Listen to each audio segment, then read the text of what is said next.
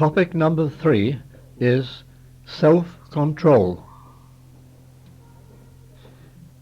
It has been said, "He is most powerful who has power over himself." Reaching for the moon with outstretched arms will never bring that luminous satellite within man's grasp. Great laws of the universe have to be understood and mastered before the spacecraft can be built, launched, and ejected into the depth of outer space on its speedy and silent journey to the moon, bearing with it its load of scientific instruments and crew of astronauts for bringing that orb within the dominion of man. God is not prepared to fulfill the desires and dreams of man by miraculously transporting him in the twinkling of an eye from the fertile landscape of the earth to the barren surface of the moon.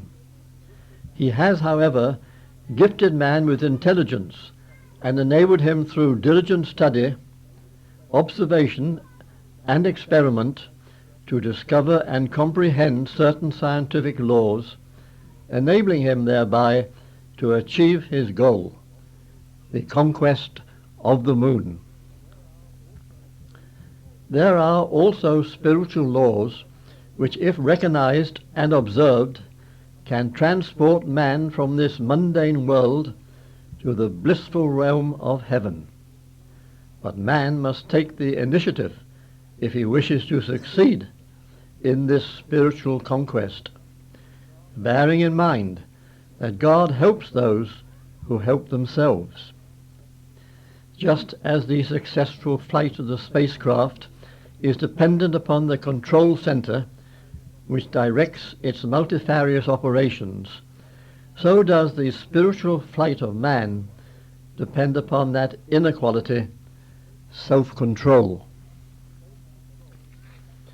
Self-control is the underlying factor which marks the character of man's conduct.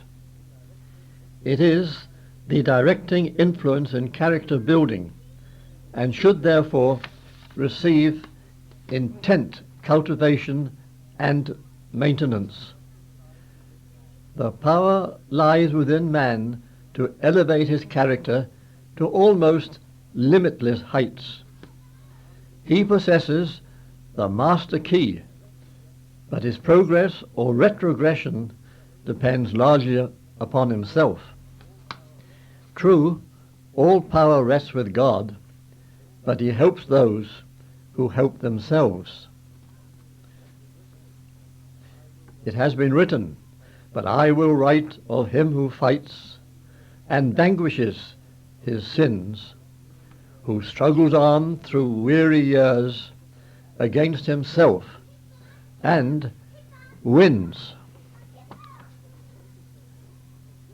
The object of existence is self-purification. As the Holy Quran says, "Verily he truly prospers who purifies himself." A true believer yearns to find divine protection in the lap of God, where he is no longer influenced by the power of Satan. The upward climb to this holy sanctuary requires self-exertion and the assisting hand of God, which he is ever ready to offer to those who strive to reach him. The Islamic way of life is a disciplined one, calling for obedience, endeavor, and constant watchfulness. And the backbone of discipline is self-control. The spiritual life of a Muslim should be a progressive one, and the greater the measure of self-control he cultivates, the greater will be his progress. For this quality is indeed the balance wheel of life, by which the whole character and conduct of a man is affected for the better or the worse. Study the lives of the prophets, saints, and holy men of God, and it will be seen to what great extent self-control was the directing power contributing to their spiritual poise and charm. Self-control governed every act, word, and movement of the Holy Prophet of Islam. He never swerved from his path of duty, and he exercised the utmost patience under the severest hardships and provocations. He was the embodiment of charm, patience, forbearance, truthfulness, honesty, courage, justice, and all the other noble virtues of Islam. He was indeed, as Hazrat Aisha, his wife, declared, an embodiment of the Holy Quran. The life and character of the promised Messiah, Hazrat Mirza Ghulam Ahmad, the holy founder of the Ahmadiyya movement in Islam, was also spiritually poised and a delightful exhibition of perfect self-control. Nothing ruffled his composure, though no other man in his time was ever more abused and misrepresented. And the responsibilities on his shoulders were immense. He placed complete reliance on God and had absolute confidence in the ultimate success of his mission. He was not disturbed by temporary setbacks, nor was he ever inflamed by the enmity and derision of his opponents. He once said, "The feeling of mercy is influx in my heart, and I have reduced the feeling of resentment and anger in my mental attitude." Within ourselves, we are but our own commanders. God has provided us with the guidance, given us the tool with which to forge our characters, and the promise of his help.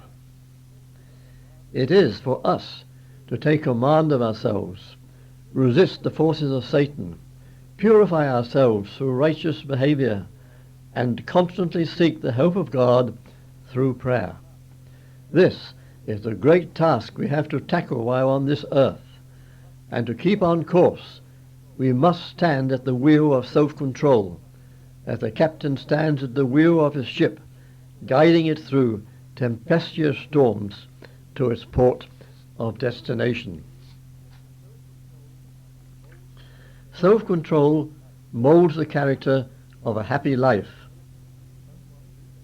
It is written in the Bhagavad Gita, "He alone is happy who is free from hatred and malice and has his passions under control." There is a proverb which says, "Respect yourself or no one else will."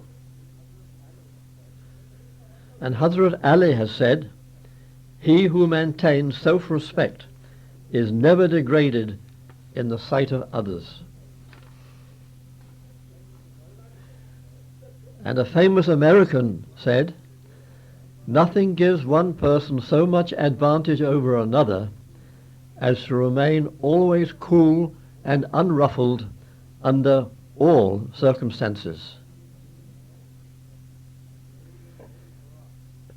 And we read in the Holy Quran, "O you who believe, be patient and enjoin patience, and be firm and fear God, that you may prosper."